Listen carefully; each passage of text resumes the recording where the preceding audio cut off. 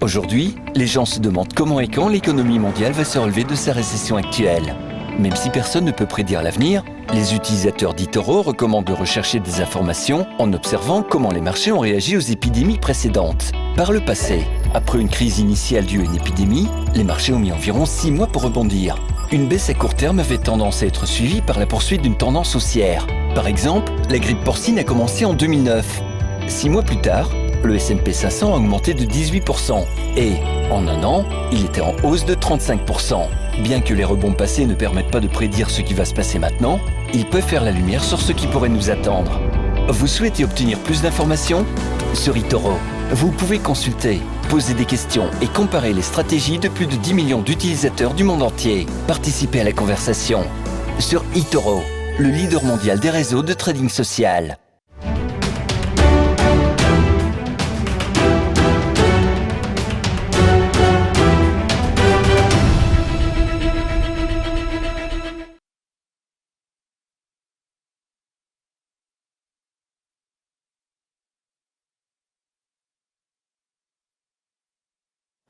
Bienvenue à tous, nous sommes dans la séquence Le Broker du jour avec eToro et nous sommes en duplex avec David Derry, analyste chez eToro. Bonjour David. Bonjour.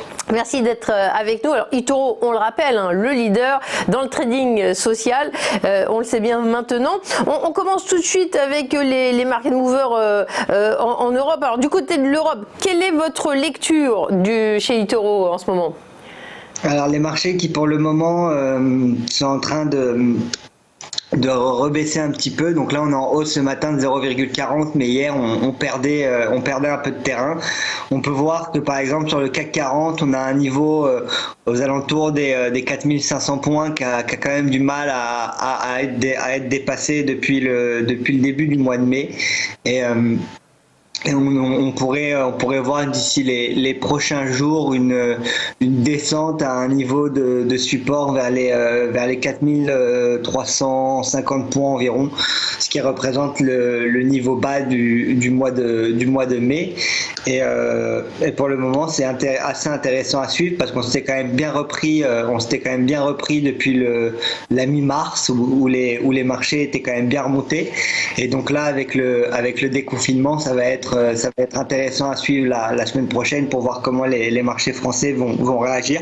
C'est un peu pareil aussi en Allemagne, avec un DAX qui ce matin est en hausse un peu plus qu'en France à 0,72%, qui se rapproche justement des 10 700 points et qui pour le moment se trade toujours au-dessus des 10 500 points. Donc ça va être un niveau assez intéressant à suivre avec un niveau de résistance pour le DAX 30 qui se situe aux alentours de 10 750 points. Donc on pourrait voir un DAX rebondir, se retourner vers ces niveaux-là. Donc ça va être à suivre d'ici les prochains jours, étant donné qu'on est quand même dans une période assez mouvementée et notamment on est aussi dans une période de résultats. Par exemple, cette semaine en France, on a eu les résultats de Lagardère qui ont fait beaucoup de bruit, notamment avec le conflit qu'il y a en ce moment entre justement l'équipe de direction de Lagardère et le fonds activiste Amber, qui avait proposé justement une quinzaine de résolutions pour remplacer la totalité du conseil de surveillance de Lagardère, ce qui a été refusé par les actionnaires qui ont pu voter. D'ailleurs, l'AMF en a profité pour rappeler l'importance du vote des petits actionnaires à ce moment-là, et Lagardère qui a eu gain de cause, si on peut dire, parce que pour le moment il se maintient à la tête justement de l'entreprise, et Lagardère qui justement se reprenait assez bien depuis la mi-mars. On était reparti quand même en assez forte hausse parce qu'on avait presque éliminé la baisse liée au coronavirus. Et on était revenu justement toucher les 17,50, et là on est depuis cette histoire en repli du côté de Lagardère et qui se trade aujourd'hui à 14,11. Autre résultat d'entreprise qu'on a eu cette semaine et qui était attendu, c'était les résultats des banques. Donc on peut penser notamment à BNP Paribas ou à Natixis, les banques qui ont connu quand même pas mal de soucis avec la crise. Donc par exemple, si on prend l'exemple de BNP Paribas, son bénéfice net du premier trimestre a reculé de 33%, justement lié au coronavirus. Et même si le groupe était toujours bénéficiaire à hauteur de 1,28 milliard d'euros par rapport au PNB, qui était lui en recul de 2,3% et qui se portait à 10,89 milliards sur les trois premiers mois de l'année. Donc ça va être une année assez compliquée pour les banques, et donc qui ont prévu aussi justement une suite des complications pendant le deuxième trimestre, et qui justement préviennent les marchés financiers d'un deuxième trimestre qui peut être assez compliqué.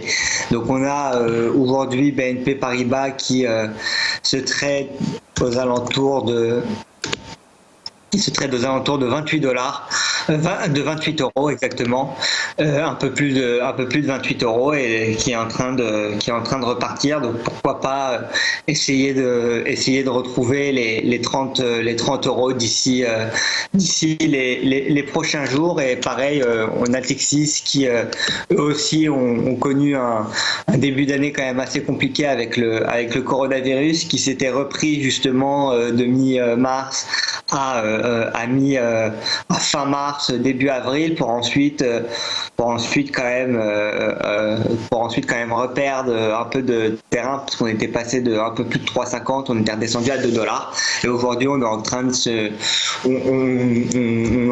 trader vers ces niveaux-là, avec justement le niveau de support à 2 dollars, qui est un niveau quand même assez important chez Natixis, donc à suivre d'ici les prochains jours.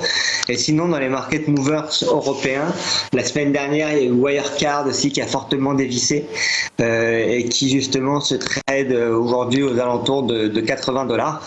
Donc Wirecard qui avait été victime justement d'un article du Financial Times qui disait que leur compte avait été trafiqué, et malgré un audit qui a démenti l'affaire, ils ont quand même l'auditeur qui a réalisé l'étude a quand même dit qu'il manquait certaines informations de la part de Wirecard, et qu'il n'avait pas réussi à avoir toutes les informations, ce qui a fortement pesé sur le cours. Et donc on peut voir qu'on était descendu de 240 pour atteindre les 80 dollars, avec un niveau de support aussi assez marqué sur les 80 dollars pour Wirecard. Donc ça va être intéressant de suivre l'action, voir si elle se reprend d'ici les prochains jours.